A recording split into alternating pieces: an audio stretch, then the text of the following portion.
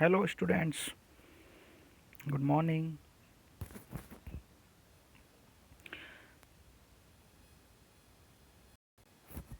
Soil mechanics की class में soil mechanics की नेक्स्ट क्लास में फॉर्मेशन ऑफ सॉइल पढ़ा जाएगा कि मिट्टी बनती कैसे है। देखिए ऐसा है कि मैं आज लेक्चर दे दूंगा और इसके नोट्स के लिए मैं पीडीएफ बना करके आपको भेज दूंगा व्हाट्सएप में। ओके, इससे भी बना सकते हैं। तो हम आज मिट्टी बनती कैसे है, ठीक ना, क्या क्या साइक्लिंग प्रोसेस होता है, सारी चीज़ों को हम लोग यहाँ पे डिस्कस करते हैं। देखिए मिट्टी का निर्माण जो है चट्टानों के टूटने के कारण होते हैं। और चट्टान टूटते कैसे हैं? वेदरिंग प्रोसेस से।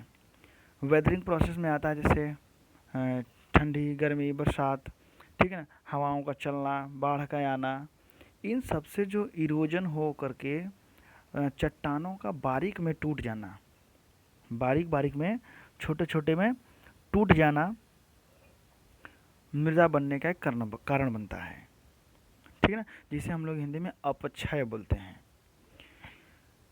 प्रकृति में पृथ्वी सतह पर और पृथ्वी से, देखिए मैंने यहाँ पे दे भी दिया, आप यहाँ से अपना लिख भी सकते हैं और मैं अलग से भी दे दूंगा। प्रकृति में पृथ्वी सतह पर पृथ्वी से नीचे विभिन्न भौतिक रासायनिक कारणों से लगातार चट्टानों का विघटन होता रहा है, जिसे हम लोग अपक्षय कहते हैं, वेदरिंग बोलते हैं। यानी जैसे कोई चट्टान बड़े, जैसे पर्वत रॉक्स जो है अगर है, उसके ऊपर क्या है, वो जाड़ा भी झेल रहा है, गर्मी भी झेल रहा है, बरसात भी झेल रहा है, बाढ़ भी झेल रहा है ना, हवाओं का प्रेशर भी झेल रहा है। तो उसमें क्या होता है, एक इरोजन होता है, एक अपक्षय होता है इन कंडीशन के कारण। तो धीरे धीरे वो बारीक बारीक पार्टिकल में टूटने लगता है।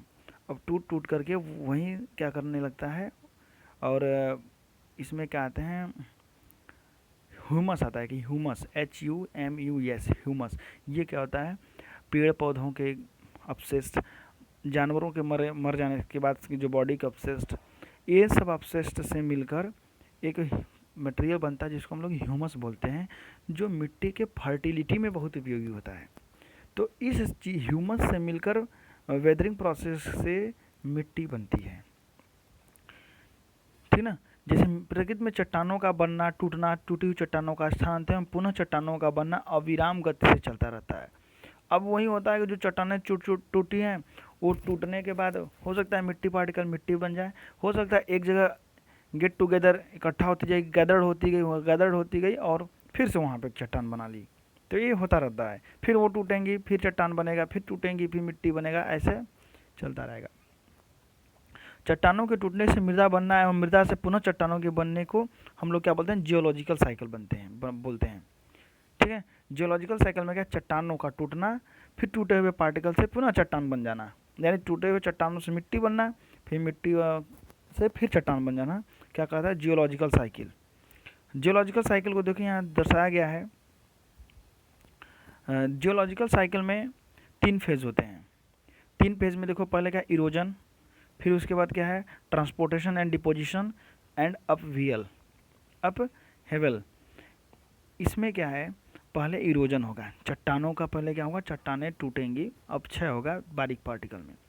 उसके बाद हवाओं के माध्यम से, पानी के माध्यम से ट्रांसपोर्ट होगा, वहाँ से एक दूसरे अपना स्थान चेंज करेंगी, ठीक है, एक स्थान से दूसरे स्थान पर जाएंगे। और वहाँ पर क्या होगा, डिपोजिशन होगा, हो सकता वहाँ पे इकट्ठा होंगी, एक के ऊपर एक के ऊपर एक के ऊपर एक, फिर क्या होगा, अभ्युत्थान होगा, फिर वो आपस में बाइंडिंग पार्टिकल के माध्यम से एकदम ठोस सॉलिड बन जाएंगी। फिर उसके बाद इरोजन होगा, अपक्षय होगा, वेदरिंग होगी, फिर उसके बाद ऐसे आपका ये साइकिल चलता रहेगा। यहाँ पे बना के देखिए, बनाया है, अब अभ्युत्थान, फिर वेदरिंग, फिर ट्रांसपोर्टेशन डिपोजिशन, फिर अपहेवल, ठीक है।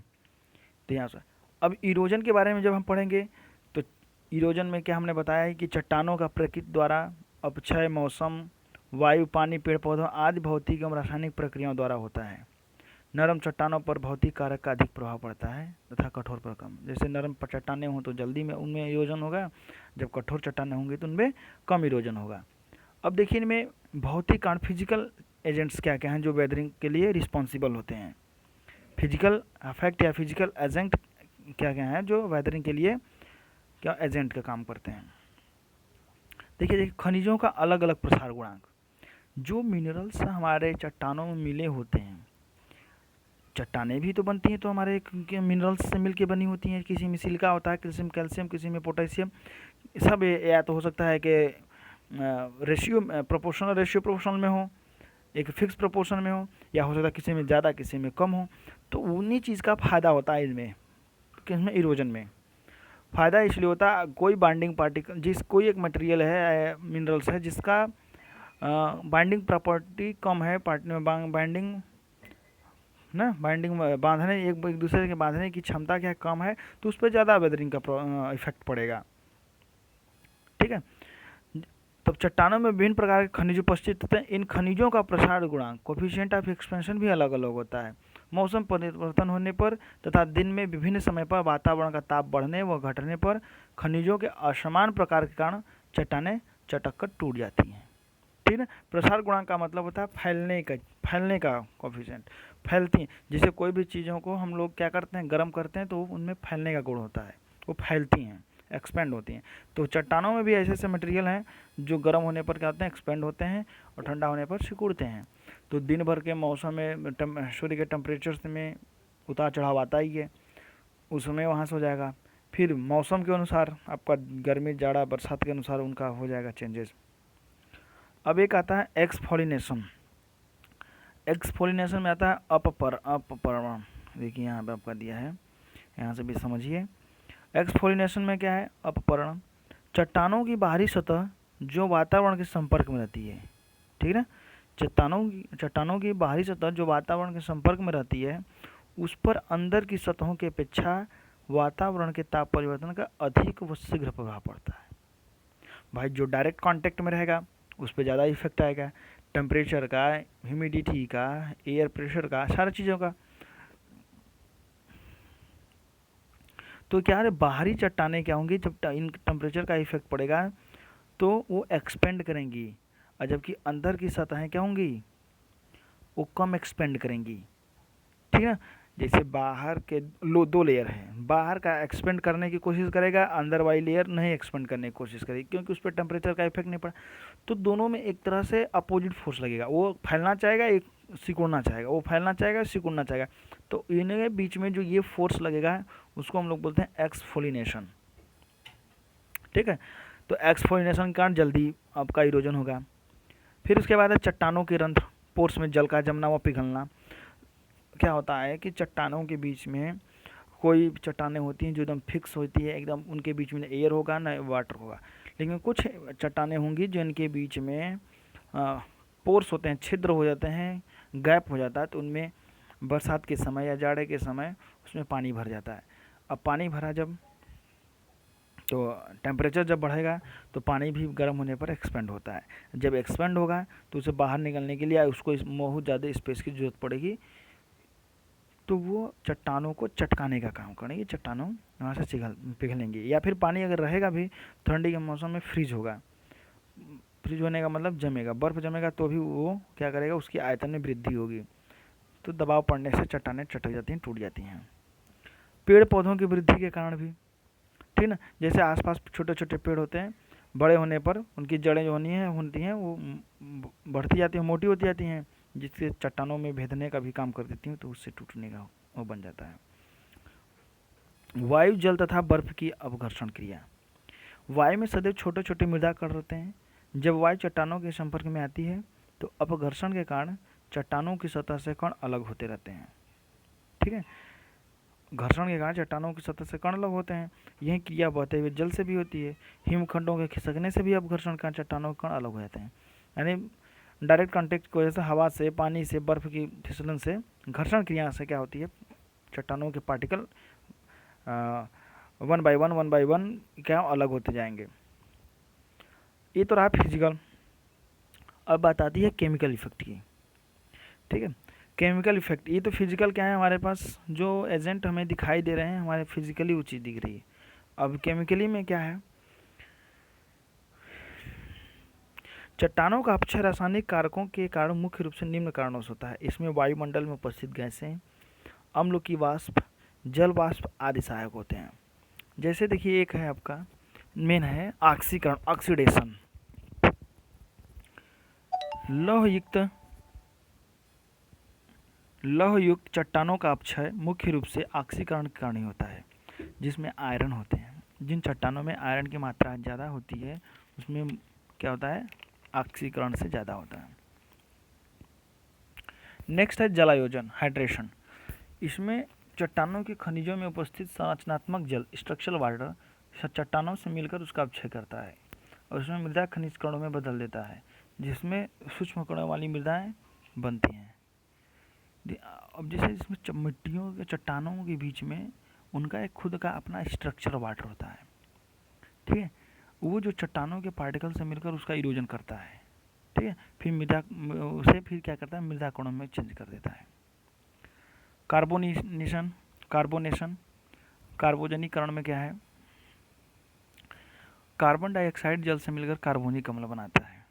कार्बन डाइऑक्साइड जल से मिलकर यह अम्ल लौह, कैल्शियम, मैग्नीशियम, सोडियम, पोटेशियम आदि खनिज युक्त चट्टानों का इरोजन यानी अपक्षय करता है, जिनमें कैल्शियम, मैग्नीशियम और सोडियम, पोटेशियम की मात्रा ज़्यादा रहती है।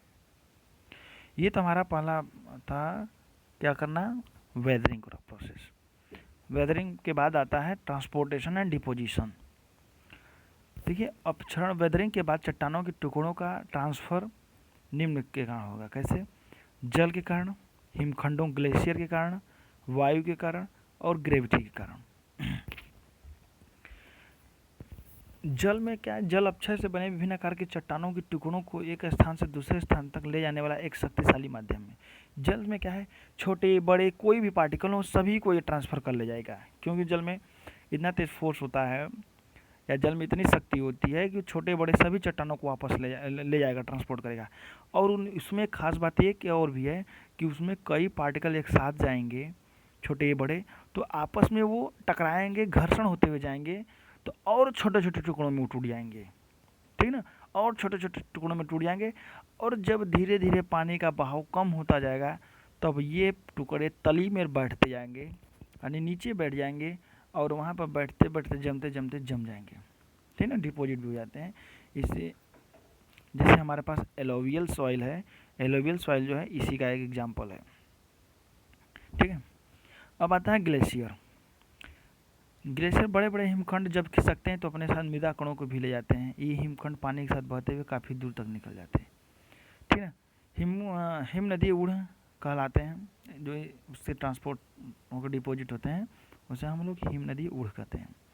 अपक्षय का वह पदार्थ जो बहते हिमखंडों के बहने वाले स्थानों पर नीचे एकत्र हो जाते कर जम जाते हैं, हिमानी टिल, ग्लेशियल टिल कहलाते हैं, ठीक है। बर्फ़ जब ग्लेशियर बर्फ़ हमारा फिसलता है, वहाँ से चलता है, तो उसके साथ जो कांटेक्ट में आने वाले चट्टाने हैं, पत्थरें हैं, उनके छोटे छोटे जो घर्षण से पार्टिकल टूट टूट के आते हैं। जब हिमखंड रुकता है तो वो भी रुकेंगे, वहाँ पे डिपोजिशन होगा, धीरे धीरे क्या बन जाएगा, वहाँ पे एक टीले की माफी बन जाएगा वहाँ पे, जिसे हम लोग हिमानी टील बोलेंगे। वायु के साथ भी क्या है, वायु भी एक शक्तिशाली माध्यम है। इनमें क्या कहते हैं 0.06 mm तक के मृदा कण स्थानांतरित हो पाते हैं, बड़े कण नहीं हो पाते हैं स्थानांतरित। यह भी एक बहुत मुख्य कारण है आपका परिवहन और निक्षेपण के लिए, यानी डिपोजिशन के लिए। सैंड ड्यून्स, एक आता है डिब्बा रेत, सैंड ड्यून्स इसी में है। बालू के बड़े बड़े कण जब स्थानांतरित होकर एक स्थान पर एकत्रित हो जाते हैं तो उन्हें डिब्बा रेत, सैंड ड्यून्स कहते हैं। यह लगभग एक ही माप के होते हैं, ये संसंजनहीन होते हैं। देखिए बात क्या है, जैसे रेगिस्तान में आप देखे होंगे वेव लाइक स्ट्रक्चर बन जाता है, उभरा हुआ फिर गड्ढा, फिर उभरा हुआ फिर गड्ढा, तो उसी को हम लोग सैंड ड्यून्स बोलते हैं। अच्छा, इसमें खास बात एक और है कि सैंड ड्यून्स बनते हैं तो इनमें लगभग एक ही साइज के पार्टिकल एक जगह, एक साइज के पार्टिकल दूसरी जगह, क्योंकि देखिए जब ज़्यादा भारी पार्टिकल होंगे तो पहले ही रुक जाएंगे, फिर उससे तो हल्के पार्टिकल होंगे थोड़े से, वो आगे जाकर रुकेंगे, फिर जो भी है सबसे कम हल्का जो होगा वो सबसे दूर तक जाएगा। तो वैसे ही उसी रेंज में भारी वाला भारी के पास, उससे हल्का वाला उसके पास ऐसे करते हल्का वाला सबसे आगे, तो सब एक साइज से हमारे पास इसमें डिपोजिशन होगा, ठीक है। तो जिसकी वजह से क्या होता है कि सैंड ड्यून्स बन जाते हैं इसमें, वेव लाइक स्ट्रक्चर। एक है पवन नोड मृत्तिका या लॉयंस, लॉयज। यह महीन कण वाली मृदा है जिससे मुख्य साथ सिल्ट के कण होते हैं या काफ़ी से संजन होता है। यानी सिल्ट के जो पार्टिकल होते हैं सिल्ट पार्टिकल कहलाते हैं। ठीक।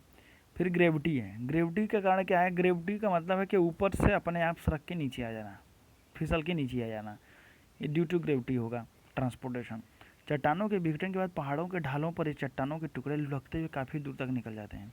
तथा कथित, अब वहाँ से लुढ़केगा तो कई जगह टकराएगा, टकराने के बाद क्या होगा और छोटे छोटे पार्टिकल में टूटेगा और कहीं दूर जा करके फिर एकत्रित होगा, डिपोजिशन होगा। इस तरह के मृदा जो बनती है उसे हम लोग बोलते हैं समूढ़ मृदा निक्षेप या फिर कोलोवियल सॉयल डिपोजिट्स। तो हमारा ट्रांसपोर्टेशन एंड डिपोजिशन का भी प्रोसेस हुआ। अब आता है अभ्युत्थान, अपहीवल। इस प्रकार चट्टानों का एक स्थान से विघटन होकर पुनः दूसरे स्थान पर एकत्र होकर बनने के कारण पृथ्वी पर बलों के समायोजन में अंतर पड़ता है, जिससे समय समय पर भूचाल आदि रहते हैं। भाई जैसे इसमें है एक, पहले तो हमारा पत्थर जहाँ पे वहाँ पे तो लोड है ही, तो पृथ्वी अपने आप को एडजस्ट की हुई है। अब वहाँ से हट करके किसी दूसरे स्थान पर उतना ही भार डिपॉजिट होगा, तो एक जगह से हटना, एक जगह भारी होना। तो जैसे जैसे तराजू है, वेट होता है ना तराजू, दो पलड़े होते हैं, तो एक तरफ बाट रख दिया, एक तरफ कमोडिटी वस्तु रखा।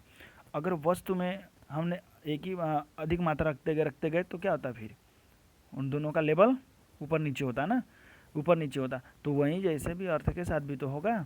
या फिर मान लीजिए कि दोनों साइड हमने बराबर बराबर रखा हुआ है, एक तरफ 5 kg का वेट रखा, एक तरफ 5 kg का कमोडिटी रखा।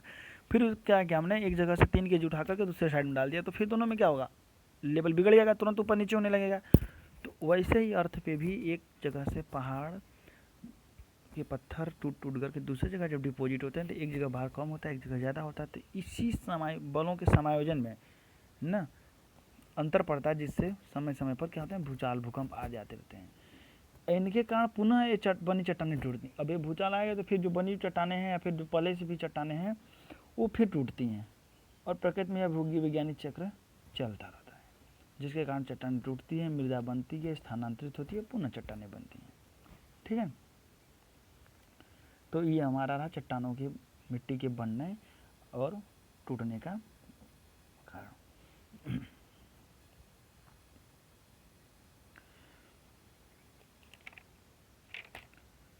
अब देखिए एक नेक्स्ट है जियोलॉजिकल क्लासिफिकेशन, भूविज्ञानी वर्गीकरण। चट्टानों के टूटने से बनी मृदा की स्थिति के आधार पर उनको निम्न दो समूहों में बांटा गया। एक है रेजिडुअल सॉइल और एक है ट्रांसपोर्टेड सॉइल। इसी के कारण दो मिट्टियों को दो प्रकार में बांटा गया, एक रेजिडुअल एक ट्रांसपोर्टेड। रेजिडुअल सॉइल में क्या होता है, जैसे चट्टान हमारा टूटने के बाद वहीं पर पास में भी उसमें मतलब एजेंटों का कोई जरूरत नहीं पड़ा, हवा का पानी का कोई जरूरत नहीं पड़ा, वो वहीं पर टूटा, वहीं पर गिरा, मतलब पास में ही, या फिर वहीं पर टूटने के बाद वहीं पर मिट्टी के फॉर्म में रह गया, तो उसे बोलते हैं हम लोग रेजिडुअल सॉइल। मतलब अपने पेरेंट रॉक के पास में ही रहना है। यानी जैसे पेरेंट्स मतलब गार्जियन होते हैं ना, गार्जियन हो गया उसका रॉक्स, और मिट्टी हो गई वहाँ पे उसके लिए पाली हो गया। तो पेरेंट्स रॉक के पास ही जो मिट्टी बनने के बाद मिट्टी रह जाती है उसे हम लोग रेजिडुअल सॉइल बोलते हैं। जैसे देखिए लिखा है, यह चट्टानों पर जमा उनके अपक्षरण डिसइंटीग्रेट का वह भाग है जो स्थानांतरण के एजेंटों द्वारा एक स्थान से दूसरे स्थान पर नहीं ले जाया गया, इन्हें नहीं ले गया है ना। इनके गुण स्थानांतरित मृदाओं गुण से काफ़ी भिन्न होते हैं, इनके प्रॉपर्टी भी अलग होती है, क्योंकि इनमें जब ट्रांसपोर्टेशन के समय कई प्रकार की मिट्टियों को मिलने के बाद वो मिट्टी बनती है, तो उनका प्रॉपर्टी और इनका जो रेजिडुअल सॉइल है इनका प्रॉपर्टी थोड़ा सा अलग होगा। ठीक है, और हमारा ट्रांसपोर्टेड सॉइल क्या है, वो हवाओं के द्वारा, जलों के द्वारा, हिमखंडों के द्वारा एक जगह से दूसरे जगह पर ट्रांसफ़र होकर पहुंच जाती हैं, वो ट्रांसपोर्टेड सॉइल कहलाती हैं। ट्रांसपोर्टेड सॉइल में क्या होती है, कई प्रकार की चट्टानों की सॉइल हो जाती है, मिट्टी में कण होते हैं, जैसे हो सकता है कुछ पूरब के पहाड़ों से आया, कुछ पश्चिम के पहाड़ों से आया। तो हर चट्टानों की इंग्रेडिएंट में अलग अलग इंग्रेडिएंट होते हैं, अलग अलग प्रॉपर्टी के मिनरल्स होते हैं। तो जो सब एक कॉम्बो बनाएंगे तो उस मिट्टी की अलग उपजाऊपन होगी, है ना। और रेजिडुअल में क्या है, हमारा सिर्फ one type only one type of rocks से बना होगा तो सिर्फ उसकी कुछ प्रॉपर्टी अलग होगी, ठीक है। तो ट्रांसपोर्टेड सॉइल में क्या है कि हवाओं के द्वारा, जलों के द्वारा या फिर हिमखंडों के द्वारा टूटे हुए कणों को एक जगह से दूसरे स्थान पर ले जाकर के डिपोजिशन से जो मिट्टी बनती है उसको हम लोग ट्रांसपोर्टेड सॉइल बोलते हैं। और नेक्स्ट क्या है, रेजिडुअल सॉइल में चट्टानों के टूटने से, यानी चट्टानों के टूटने के कारण जो कण टूटने से जो कण बनते हैं, उन कणों के वहीं पर जस्ट पास में ही मिट्टी जो मिट्टी बन जाती है उसे रेजिडुअल सॉइल बोलते हैं, ठीक। ये हो गया। अब दिया नेक्स्ट स्थानांतरण का प्रभाव। स्थानांतरण का प्रभाव क्या है, स्थानांतरण के समय एब्रेशन अपघर्षण, ग्राइंडिंग यानी पीसना, आपस में टकराना तथा जल में उपस्थित अम्लों के घुलने के कारण मृदा कणों का रूप, अपीयरेंस, परिणाम, साइज, शेप, गठन, टेक्सचर सब बदल जाता है। हमने बताया ना ट्रांसपोर्टेड सॉइल में ये सब का इफेक्ट पड़ेगा।